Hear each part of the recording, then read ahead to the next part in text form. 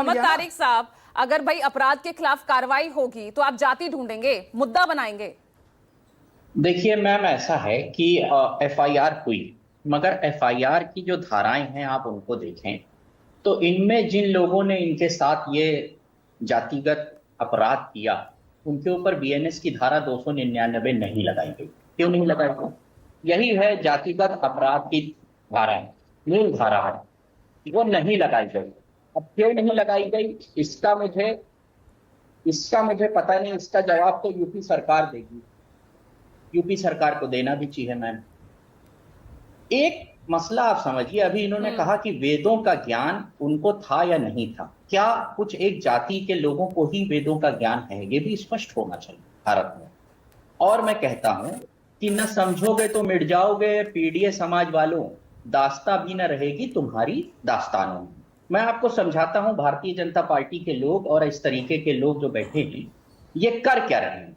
ये आपको कुन्ही मुद्दों में फंसाकर, ये दिखाकर कि तमाम लोग आक्रमणकारी थे, ये शुरू करते हैं मोहम्मद बिन कासिम से 711 और उसमें फंसाएंगे, आपको बताएंगे कि ये सब आक्रमणकारी भारत के मुगल और अकबर, बाबर, यही सब सारे जिम्मेदार हैं। मैं मानता हूं, ठीक है, भारत की सारी समस्याओं के इन्हीं आक्रमणकारी जिम्मेदार हैं, मगर जो इंटरनल आक्रमणकारी है मैम, कंप्लीट करने दीजिए ना मैम, जो अंदरूनी आक्रमणकारी है आपके चैनल पे बोले कि आप अगर पीडीए वाले मिट जाओगे आप, मतलब ये भड़काऊ बयान नहीं, ध्यान रखिएगा इस बात।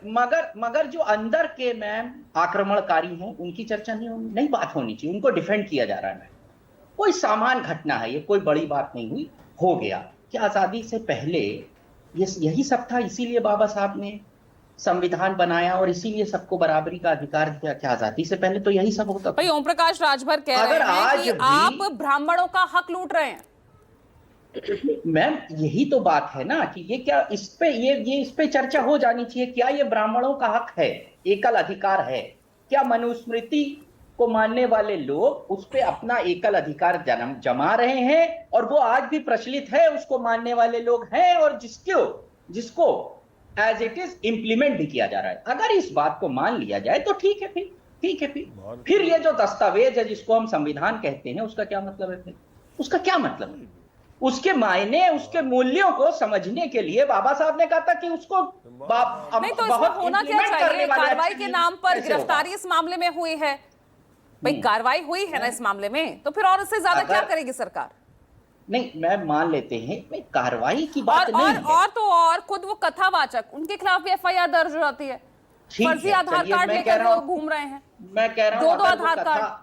अगर वो कथावाचक यादव ना होते, उन्हीं को सम्मानित किया था ना अभी।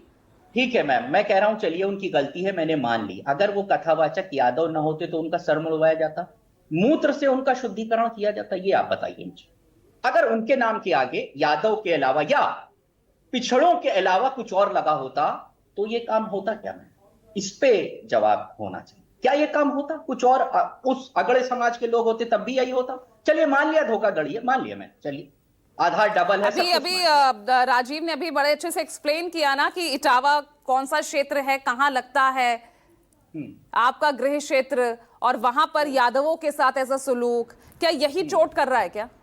ये पूरे पिछड़ों की बात है मैम, ये पूरे पिछड़ों की बात है। जब आपकी नौकरियां खाई जाएंगी, पिछड़ों से मैं बात करना चाहता हूं, जब आपकी नौकरियां खाई जाएंगी तो आपको याद दिलाया जाएगा, देखो औरंगजेब ने ये तोड़ा था, औरंगजेब ने वो तोड़ा था।